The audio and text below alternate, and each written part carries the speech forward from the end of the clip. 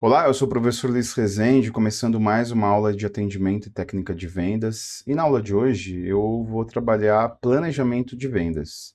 É muito comum em editais que tenham técnica de vendas e atendimento ter esse tópico, né? Planejamento de produtos e serviços bancários, de produtos e serviços em vendas.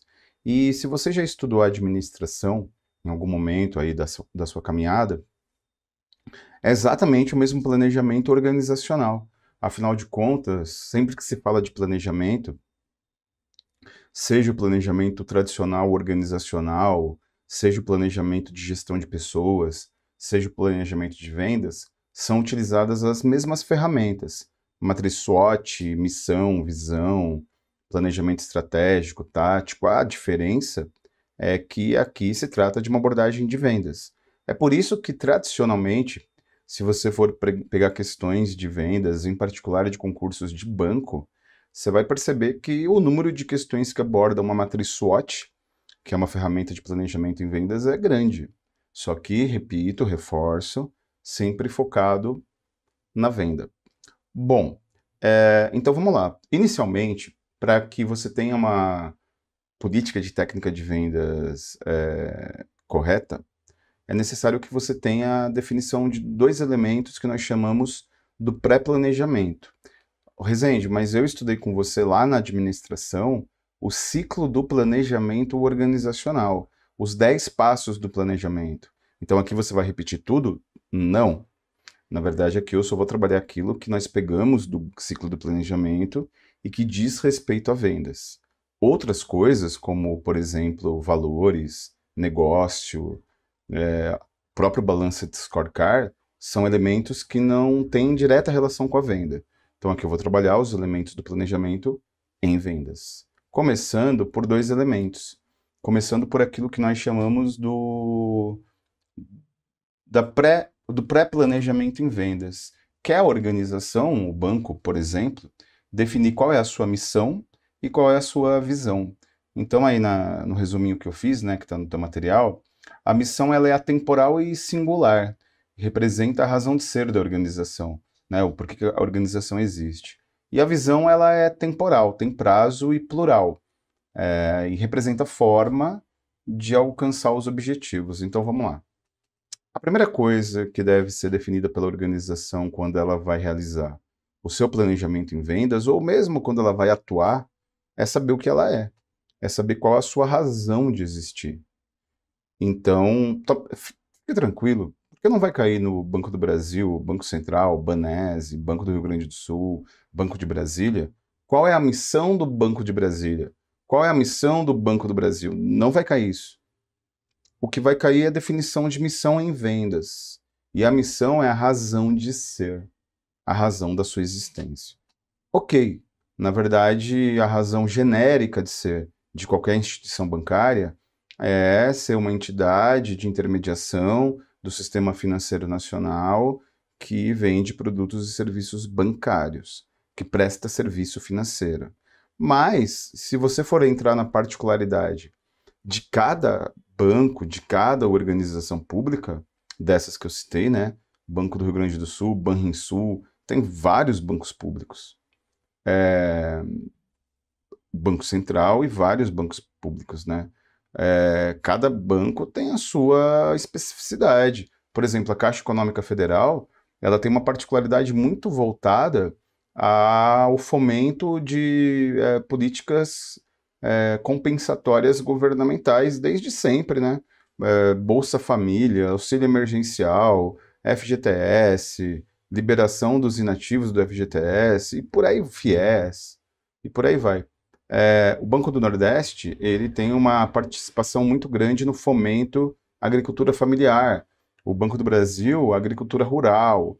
Então, a missão é o que eu sou. Qual é a razão da minha existência? O porquê eu estou aqui? E cada instituição tem a sua especificidade.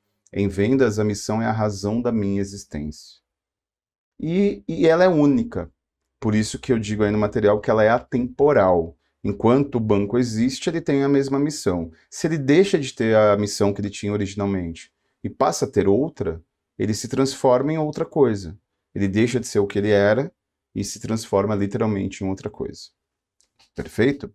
Bom, e ela é singular, ela é única, é a única razão de existência. Agora, a visão é a forma de concretizar a missão. Então, por exemplo, né, a gente pode aplicar isso a qualquer concurso de banco, mas vamos pegar o exemplo da Caixa Econômica Federal, que tem muito forte essa questão de ser a entidade de intermediação que permite o acesso para a população das tais políticas sociais compensatórias. Ok, então a gente pode genericamente dizer que a missão da Caixa Econômica Federal é ser esse facilitador de acesso à população de políticas públicas compensatórias. Mas tá bom, na prática, como ela faz isso? Na prática, qual é a visão? Dando linha de crédito, dando acesso, conta corrente, isenção de tarifa, a flexibilização de horário para acesso, por exemplo, né? Quando foi liberado o inativo do FGTS, a demanda foi tão grande que a Caixa Econômica Federal ela teve que abrir em horários alternativos. Então a visão ela é temporal, ela pode ir mudando, ela pode ir se alterando. Por exemplo, política compensatória, né, falando desse exemplo da Caixa, o próprio nome já diz, né? Você compensa algum problema social, né? Por exemplo, Bolsa Família e o auxílio emergencial compensam a falta de renda para uma parcela da população que não tem nem condições de garantir a sua sobrevivência alimentar. Se a gente chega num patamar bem utópico disso não ser mais um problema no Brasil, a pobreza ter sido literalmente erradicada, aí você muda a visão, você não tem mais esta prestação de serviço. Então a visão é temporal porque ela pode mudar e plural, eu posso executar várias tarefas. Então, simplificando, né, em planejamento de vendas, a missão é o porquê eu existo e a visão é a forma que eu concretizo a minha existência. Mas qual é a ferramenta de planejamento mais tradicional? A ferramenta de planejamento mais utilizada é a matriz SWOT. Eu me lembro que na prova do Banco do Brasil de 2015 e na prova do Banco de Brasília de 2019, caiu matriz SWOT em técnica de vendas. E muita gente ficou surpresa, porque você, repito, estuda a matriz SWOT lá na administração. Mas, especificamente, aqui você sempre olha para uma abordagem e a matriz SWOT ela é perfeita para vendas. Então vamos lá, vamos conhecer a matriz SWOT. A matriz SWOT é uma ferramenta de planejamento que foi criada para iniciativa, para iniciativa privada, né? Ela foi criada lá na Escola de Negócios de Harvard, em Stanford. E quando ela foi criada, primeiro você analisava o ambiente interno do banco, as necessidades dos seus acionistas, e depois analisava o ambiente externo. A questão é que quando você aplica isso para uma instituição pública, para um banco público, você precisa inverter a ordem dos fatores. Você não pode olhar primeiro para a necessidade interna e depois para o externo, porque caso você o faça, você comete o erro da impessoalidade. Então tome cuidado com isso, porque quando você aplica a matriz SWOT em qualquer elemento da administração pública, inclusive em vendas, você inverte. Primeiro você analisa a necessidade da sociedade, primeiro você analisa o interesse público, para depois analisar a necessidade interna da organização. E o que eu analiso, o que um banco analisa no ambiente externo quando ele vai realizar um planejamento em vendas? Ele analisa questões econômicas, ele analisa questões políticas, ele analisa questões sociais.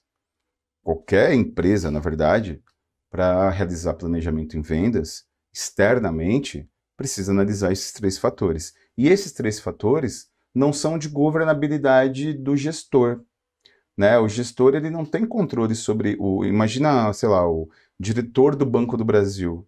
Ele não tem controle sobre fatores econômicos, políticos e sociais. Então, o ambiente externo, eu analiso esses três fatores, mas eu não tenho controle sobre ele. Eu não tenho governabilidade sobre ele. E internamente, eu analiso quatro fatores. Internamente, eu analiso meus funcionários, as pessoas, eu analiso o material, né, a minha força tangível de trabalho, analiso o meu orçamento e analiso a minha cultura organizacional. Inclusive, fazendo uma ponte, é por isso também que cai cultura organizacional em técnica de vendas, porque tem a ver com esse aspecto. Então, são 3 elementos analíticos externos e 4 elementos analíticos internos, e estes 4 elementos analíticos internos, eles são completamente controláveis pela organização. O diretor do banco, ele contrata pessoas, ele compra computadores novos, ele muda a previsão orçamentária para o próximo período e ele estabelece a cultura da organização. Perfeito? E para que eu faço essa análise? O que essa análise externa e interna tem a ver com planejamento em vendas? Tem a ver com o fato de eu procurar, tanto externa quanto internamente, pontos positivos e pontos negativos. Então vamos lá. Como assim eu procuro pontos positivos e pontos negativos no ambiente externo? Quando eu tenho pontos positivos, inclusive o anagrama SWOT é a junção dessas 4 palavras que eu vou dizer agora em inglês, né? Não nessa ordem que eu vou dizer. Quando você tem crescimento econômico, estabilidade política, algum elemento social, você tem uma oportunidade. E o auxílio emergencial, por conta do coronavírus, foi uma oportunidade de movimentação da economia, assim como a liberação dos inativos do FGTS. Então, esses são exemplos concretos de oportunidade. Ameaças é crise econômica, recessão, política econômica restritiva, porque quando você fala, inclusive, de instituição bancária, você tem no ambiente externo a política do sistema financeiro nacional, né? A política, por exemplo, do Banco Central e do Conselho Monetário Nacional. Então você tem oportunidades e ameaças. E sobre o ambiente externo, tem uma coisa importante. Eu acabei de te dizer que o gestor, né, o diretor do banco, ele não controla o ambiente externo. Então, quando eu tenho uma oportunidade de vendas, eu me agarro nela. Opa, auxílio emergencial. Opa, liberação dos inativos do FGTS. Deixa eu criar uma linha de crédito, deixa eu propor abrir conta corrente para esse pessoal. E ameaças é exatamente o contrário, né? É quando você tem recessão, quando você tem crise econômica, quando você tem uma política restritiva, quando você tem uma taxa de juros em que o dinheiro, que é na verdade o insumo do banco, está muito alto. E quando você tem uma ameaça, já que você não pode controlar, a oportunidade de vendas eu me aproveito dela. A ameaça, por exemplo, para o banco, o final do ano é um momento interessante, porque é uma oportunidade de você fazer negócios bancários aproveitando o 13º de quem ainda é CLT, ou servidor público. A ameaça, eu não posso eliminá-la, porque, como eu acabei de dizer para você, eu não tenho governabilidade sobre o ambiente externo. Então, eu tento influenciar esse ambiente para que eu reduza os riscos provenientes dessa ameaça. E eu vou te dar um exemplo. Quando eu, por exemplo, o Itaú é um bom exemplo de um banco privado. O Itaú, ele no meio do Covid, no meio de 2020, pô, todo mundo, né? Todos os setores sofrem, na verdade, com os efeitos econômicos da pandemia, que é, na verdade, a maior tragédia da nossa geração, simples assim. O evento mais trágico de toda uma geração. O Itaú, ele anunciou que ele doou alguns milhões de reais, eu não lembro exatamente do valor, para ações de fomento à economia e combate ao coronavírus, né? Pode parecer uma ação humanitária, mas na verdade também é uma ação de planejamento em vendas.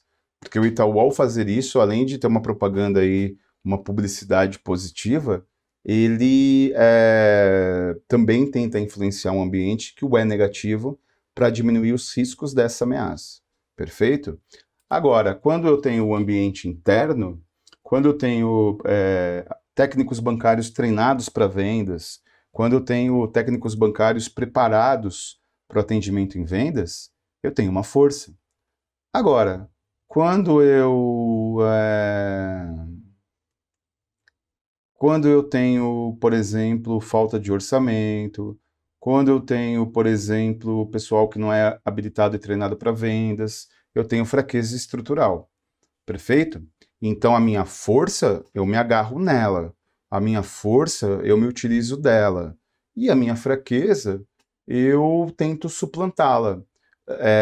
Muito técnico bancário novo, muita gente aposentada é uma fraqueza. Rezende, e fechamento de agência? Não sei, porque, na verdade, o fechamento de agências, né? E os dois bancos que anunciaram grandes fechamentos de agências no último período foi o Banco do Brasil e o Bradesco, foi, na verdade, uma mudança de estratégia. Então, a fraqueza, nesse caso, não era agências e você ter menos agências. A fraqueza era outra. A fraqueza era você ter pouco investimento. Olha só, essa é uma questão importante. A fraqueza ela tinha outra natureza.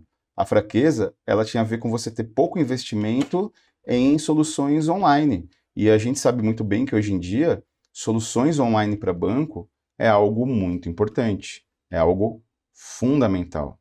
Então é isso, como eu expliquei, na verdade, o fechamento de praças, de agências, tem direta relação não com eventualmente uma fraqueza de ter essas praças, mas sim uma fraqueza de ter um investimento não muito grande em bankline, né? O Bradesco ele declarou isso claramente, que ele estava fechando agências para organizar o seu investimento em tecnologias online, migrando para se tornar um banco digital.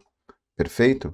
Ok, então o banco ele faz essa análise, mas essa análise, afinal de contas, ela serve para quê? Eu vou te apresentar um mapinha e eu vou explicando no mapinha quais são os cenários que são criados para vendas como consequência desses 4 elementos analíticos. Então vamos lá. E as quatro consequências são essas. E na prova, a tendência, né, é aparecer sempre de forma situacional, né? Então veja que os 4 elementos da matriz SWOT estão apresentados, né? Oportunidades e ameaças, forças e fraquezas em suas combinações. Então e aí essas palavras que estão em negrito são elas que vão aparecer na sua prova. Vamos começar pelo cenário mais caótico, de baixo para cima, né? Ameaça, falta de renda para a população e eu não tenho vendedor treinado. Então eu vou para o cenário da sobrevivência. E o cenário da sobrevivência é o cenário em que eu tenho que abrir mão de alguma coisa. Para sobreviver, é o cenário da desgraça. Ameaça, mas fraqueza. Tudo deu errado. Pão cai com a manteiga para baixo, a gata te deixou, você não passou no concurso, seu time nem tem mundial, né? Situação caótica. E aí você tem que sobreviver. Na vida, quando nós temos uma situação dessas, nós temos que tentar simplesmente existir, sobreviver. E o banco, em planejamento de vendas, tem que diminuir estrutura. Na verdade, essas demissões do Banco do Brasil que aconteceram nos últimos 3 anos significam uma busca pela sobrevivência, porque os bancos digitais vieram com tudo, os bancos digitais já vieram com uma concepção online, enquanto os bancos tradicionais eles têm que se readequar, têm que se readaptar. Então, a sobrevivência significa o recuo estratégico em vendas. Você reforça os produtos e serviços que lhe dão muito lucro e você, inclusive, exclui a estrutura, você exclui funcionário, você exclui produtos e serviços que não são muito rentáveis para você concentrar esforços. O próximo cenário é o cenário de ameaças, né? Crise econômica, recessão, mais forças. Eu tenho pessoal treinado, eu tenho um equilíbrio financeiro, e nessa situação é manutenção. Por que é o cenário de manutenção? Eu não vou investir em vendas, eu não vou investir em publicidade, eu não vou investir em propaganda, porque o cenário é de ameaça, mas eu não vou recuar.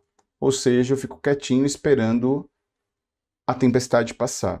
Então, o cenário em vendas de manutenção é aquele que você não inova em nada, você não cresce em nada, você não demite, mas você não contrata, você não fecha agência, mas você não abre, você não muda o seu aplicativo online, mas também você não inova ele. Ou seja, é o cenário da estabilidade. Esperar a tempestade passar para continuar remando. Porque eu não posso crescer, mas eu não preciso regredir. Perfeito? E o próximo cenário é o cenário que eu tenha oportunidades externas, aí diretamente está vinculado, por exemplo, crescimento econômico, renda para a população, ou mesmo essas oportunidades muito pontuais que foram geradas de liquidez na economia. E o banco funciona com liquidez, né? As pessoas tendo dinheiro na mão, o banco encontra oportunidades. Então, a oportunidade, por exemplo, inclusive para os credores pagarem as dívidas. Esse que é o grande, digamos, sedutor, né?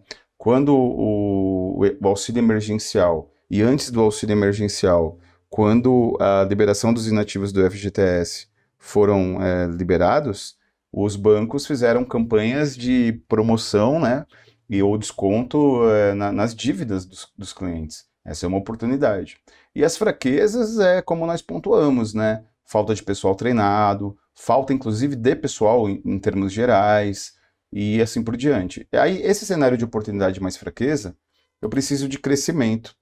Como assim? Vou dar um exemplo. Vamos supor, um exemplo real.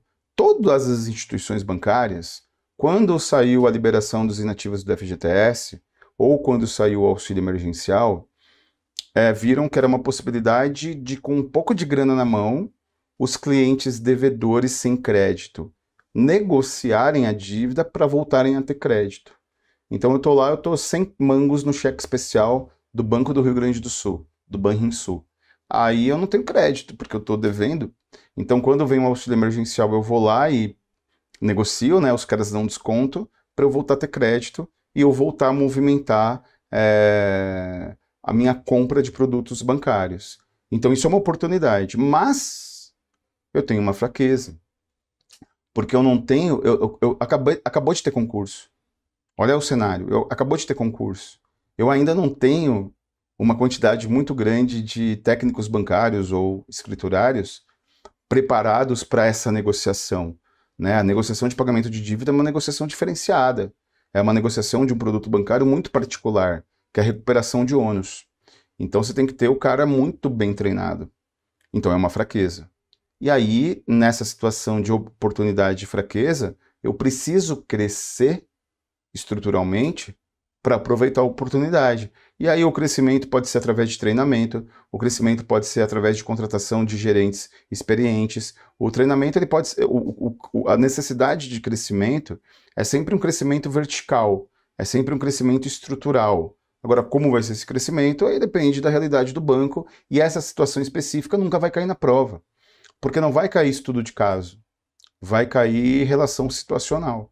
E o último cenário, que é o cenário de oportunidades combinadas com forças. E é engraçado, né?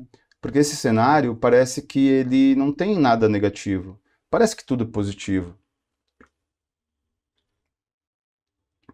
Eu tenho oportunidades de negócios, eu tenho oportunidades de realizar negociação bancária, mas eu tenho forças. Então parece que está tudo bem, mas aí eu tenho a crise do crescimento.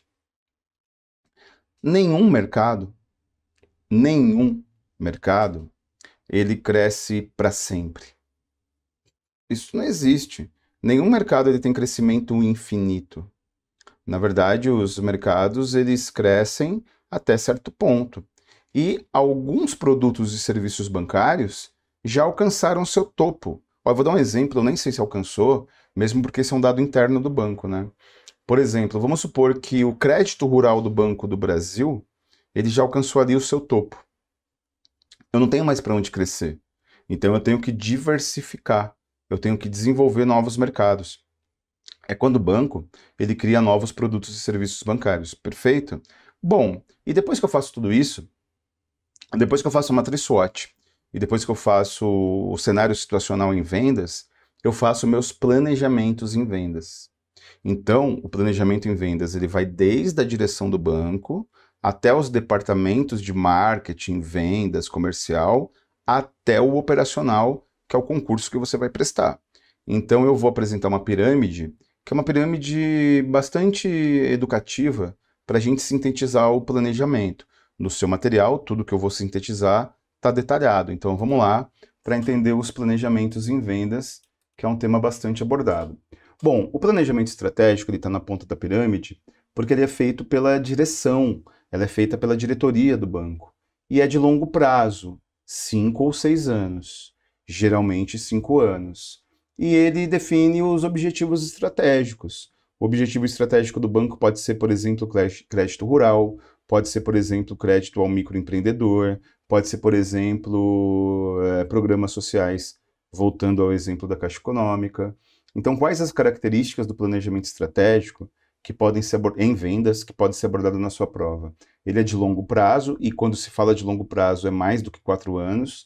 Ele é feito por quem manda, ele é feito pela superintendência, é feita pela diretoria, e ele define objetivos, para onde eu vou caminhar. E ele é genérico, até porque ele precisa orientar todo mundo. Mas essa orientação genérica, essa orientação estratégica de longo prazo, ela precisa descer para os departamentos. Porque tudo bem, a diretoria define que o foco é crédito rural, mas aí o marketing precisa trabalhar, o comercial precisa montar o produto, o setor de operacional precisa treinar os funcionários. Então, o planejamento tático ele é feito pelos gerentes de departamento, pelos gestores, e ele é de médio prazo. E quando se fala de médio prazo, geralmente é de 2 anos. E ele define projetos. Então, em vendas, você tem que ter projeto de venda, né? Em venda, você tem que ter, inclusive, projeto para o produto. E é isso exatamente que o planejamento tático faz. Então, palavra-chave que vai cair na sua prova. Responsabilidade gerencial, médio prazo, via de regra, 2 anos. Ele é departamental, ou seja, ele é setorial, e ele define projetos. Mas aí eu tenho que descer de novo para o peão, para eu, para você, para quem trabalha no banco. Então, o planejamento operacional, ele é de curto prazo. E qual é esse curto prazo? É imediato. Amanhã você já vai vender título de capitalização. Hoje à tarde você vai priorizar venda de seguro de carro. Ele é feita pelo executor, que na verdade é o supervisor. É o cara que fica lá na linha de frente supervisionando os atendentes. Curto prazo, nível de supervisão, e ele estabelece metas e tarefas. E cá entre nós, quando se trabalha com vendas, inclusive em produtos e serviços bancários, se trabalha muito com o cumprimento de metas, se trabalha muito com o atingimento de metas. Hoje em dia, você tem uma realidade dentro dos bancos que é o funcionário, o empregado público dos bancos públicos terem que cumprir meta de venda de título de capitalização, de venda de seguro. Ué, mas se eu não cumprir a meta, eu vou ser demitido? Não. Se você não cumprir a meta, você não vai receber uma gratificação. Você não vai receber uma maior participação dos lucros. Porque os bancos, eles são hoje em dia híbridos, né? Que atuam no mercado, mas têm algumas características públicas. Então, é basicamente isso. Então, eu vou finalizar com 2 ensinamentos da pirâmide. Quanto mais eu subo na pirâmide, menor o número de planejamentos. Eu tenho um estratégico, alguns táticos e muitos operacionais, que é o trabalho de todo mundo. Quanto mais eu subo, menor a quantidade de planejamentos, quanto mais eu desço, maior a quantidade de planejamentos. Quanto mais eu subo, mais genérico eu sou. Porque, na verdade, o que é específico? É a forma que o técnico bancário vai atender o cliente em vendas. Então, o estratégico ele é genérico porque ele conversa com todo mundo.